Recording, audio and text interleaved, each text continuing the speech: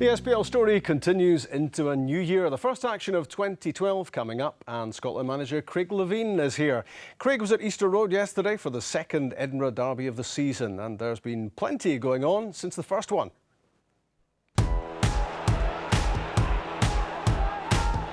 Stevenson and Hearts lead the Edinburgh derby. It may well have gone over. Johnson makes sure. Hibs have sacked manager Colin Calderwood.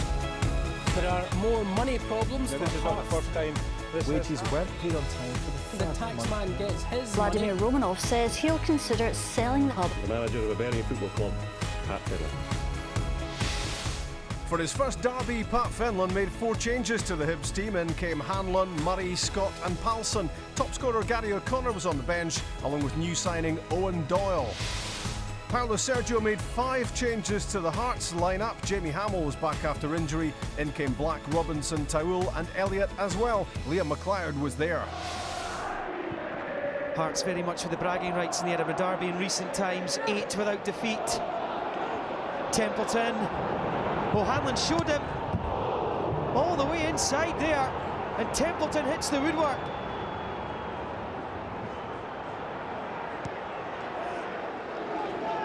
Pat Fenlon still looking for his first win as Hibs boss. Well, the referee's not interested. Down went Lee Griffiths under pressure from Andy Webster.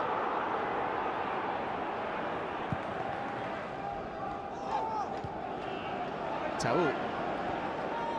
Oh, it's a great ball. Fantastic. And Taul's continued his run. Gets it back from Elliott. And that should have been 1-0. Or at the very least, it should have been a shot on target from the Moroccan, who began the move himself. It was just a point from the bottom of the table. Oh, Callum Booth has sold the jerseys. Penalty. 2 minutes from half-time. Hibs masters of their own downfall once again. Graham Stack brought down Stephen Elliott. Stonewaller. It will be Black. He's saved. Redemption for Graham Stack, who gave away the penalty.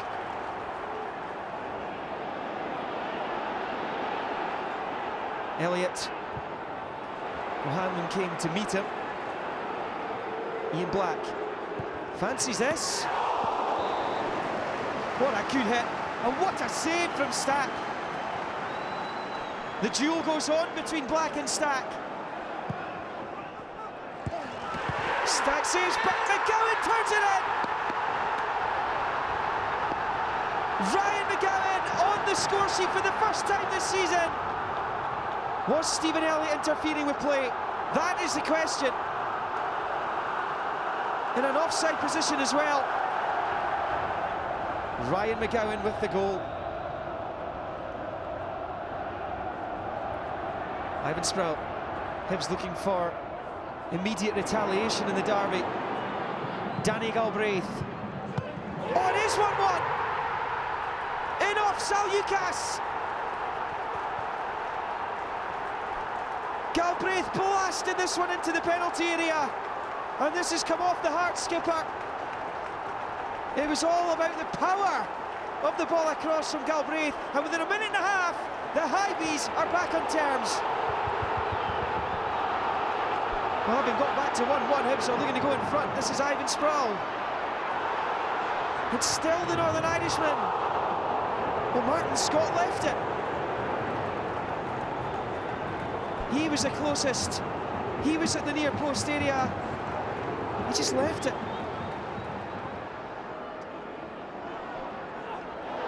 Well, that's McGowan and Sproul coming together. And there was afters, Ryan McGowan. Well, he's put the head into Ivan Sproul here, into the stomach. Well, Callum Murray didn't even want to know, much to the relief of Paulo Sergio. Long throw in. Webster! 2-1!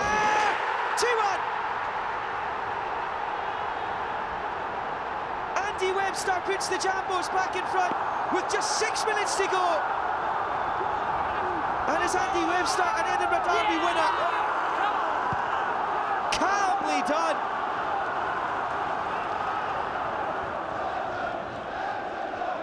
Hibs have tried their best. Owen Doyle on, Gary O'Connor on, but they may be in trouble here. Driver can finish it. No, he can't. Sean O'Hanlon was on the line. It may well just be temporary as far as the let-off's concerned for Hibs. Long one for Sutton. Scatchell's waiting for this. This would seal it. Scatchell! There it is! 3-1 Hearts! They say he can't play away from home, Rudy Scatchell. But the Hearts substitute from the other sub, Sutton, seals the 3 points. And Hearts this afternoon have scored almost as many goals away from home as they have all season.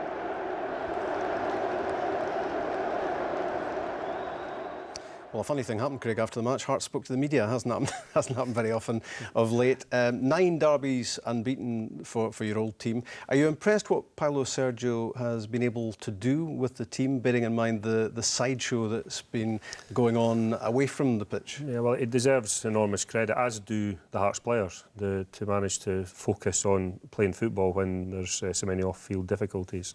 And, there'll be some guys at Hearts on big money, but there'll be other guys who rely very much on their, like everybody else does, on their wage coming at the end of every month. So, all credit to the manager, all credit to the players for, managing to keep their focus. The penalty which Hibs conceded to offer Hearts the chance to take the lead was maybe typical of what's been happening for them. A couple of individual errors here. Yeah, they're lacking in confidence, Rob. There's been a lot of upheaval at the club in recent years, and I'm convinced that Pat Fenlon will get it right and turn it around. I mean, this is just a slack back pass by young Booth, who's a smashing player, but in a team that's struggling, it's difficult for a young boy to manage to carry some other teammates, and it's a difficult ask for him. And the team itself basically is just struggling for confidence just now. Graham Stark certainly made up for his mistake with the penalty save. A blatant offside, wasn't it, for the opening goal of the game? Yeah, when at the game, I didn't realise you're looking from up above there. But when I see this again, is he interfering with the goalkeeper's line of sight? The answer to the question is yes. So for me, that's offside. I mean, I think if Elliott wasn't there, then I think there's every chance that Graham Stark saves that. So I think Hibs are a little bit hard done by there. If Callum Murray and the assistant had got together, they might have decided that yes, he's in line of fire and he's maybe 4 feet offside. Yeah, well, I mean, as I say, at the game, I didn't, it just looked like there was bodies in the box and you couldn't see. But when you see it like that, I mean, it's so blatant.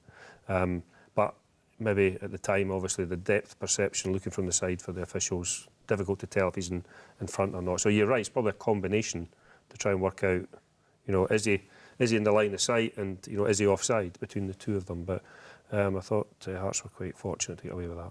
What should have been good for Hibs was that they hit back immediately. Well, they did, and at the start of the second half in this game, they played so much better. The wide players started to get into the game, and they were positive, they ran at people. And this is a dangerous ball for any defender to deal with. It's on the goal side, when you're coming back towards the goal, and it's an extremely difficult one, particularly when the ball's bounced just in front of him. And I've seen that happen. In fact, I've actually done it once or twice myself a long time ago. But it's a great ball across the face of the goal. And Hibs had struggled recently for confidence, and to get a goal so quickly after they lost the goal must have been a great fillip for the players and for the manager. The Hearts' first and second goals owed much to physical presence at set pieces, didn't they? Yeah, and we had a chat. I was at the game, chat about this before the game, looking at the two sides, and it was interesting for me that in the first half they didn't use this tactic more often. I mean, there's Sutton's on by this time, of course, but Andy Webster didn't go up for any long throws in the first half, and you can see his physical presence in the box. John Sutton's physical presence in the box allowed them to get an opportunity, and it's a great finish from Andy. And this was the icing on the cake. Hibs were pushing at this time to try and get back into the game. This happens so often as well. It's a great ball by John Sutton, and Rudy Scatchell scored a lot of important goals in this time for Hearts. And at that stage of the game, it was all or nothing for Hibs. They had to push forward to try and get an equaliser. Will Ryan McGowan be hearing from the compliance officers, I reckon? Yeah, well, I think he's... first of all, I can see he gets irate because of the tackle from Sproul, but, it's a silly thing to do. You know, I do remember a similar situation a few years ago. I think it was with Scott Brown and Lafferty, when it's a kind of headbutt into the midriff.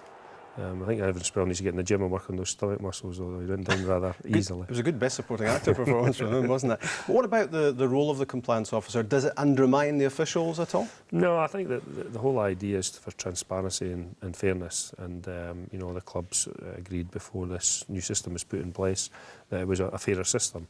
And yeah, there'll be teething problems, of course there will, but the whole idea is behind it is to move things a little bit quicker and also to be fairer.